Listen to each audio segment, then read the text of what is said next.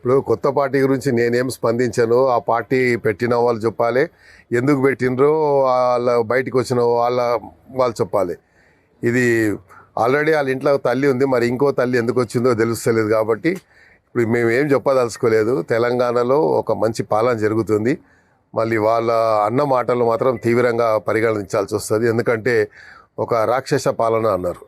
తెలంగాణలో ప్రజాపాలన జరుగుతుంది, ప్రజలకు చేరువుగా ఉండే ప్రభుత్వం జరుగుతుంది, ప్రజలకు అందుబాటులో ఉన్నటువంటి ప్రభుత్వం జరుగుతుంది. కాబట్టి మరి వాళ్ళు పెట్టిన ఉద్దేశం ఉంటే టార్గెట్ ఇంకోని చేయడం కరెక్ట్ కాదు.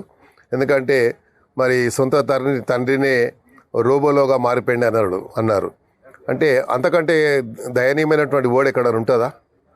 అది మనం ఆలోచించుకోవాలి. తల్లి గురించి, తండ్రి గురించి, మనకు జన్మనిచ్చిన తల్లిదండ్రులను ఎప్పుడు కూడా మనము అగౌరవపరచొద్దు.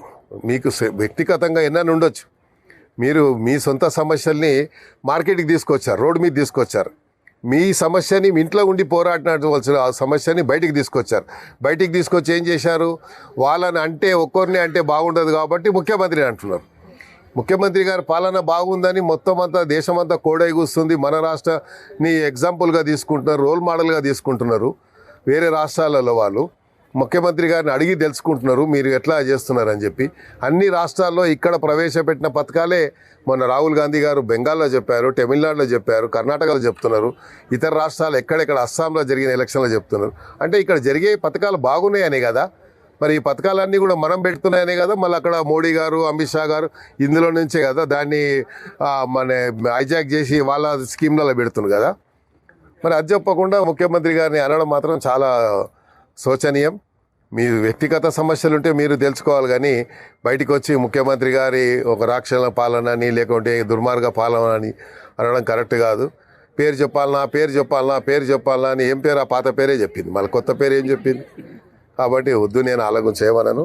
వాళ్ళు బాగుండాలి. పార్టీ పెట్టడానికి ముఖ్యమంత్రి గారికి ఉన్న పనులతోనే టైం సరిపోతలేదు, ఇంకా ఈ కొత్త పని ఎడబెట్టుకుంటాడు సార్. ముఖ్యమంత్రి గారికి ఎన్ని పనులు ఉన్నాయో అందరికి తెలుసు. మొత్తం రాష్ట్రం అంతా ఆయన పొద్దున్న లేస్తే అందరేమో ఏదో 6 గంటలు పనిచేసి 18 గంటలు పనిచేస్తున్నాడు. పొద్దున్న లేవగానే ఆయనకు పని తప్ప వేరే లోకం తెలియదు.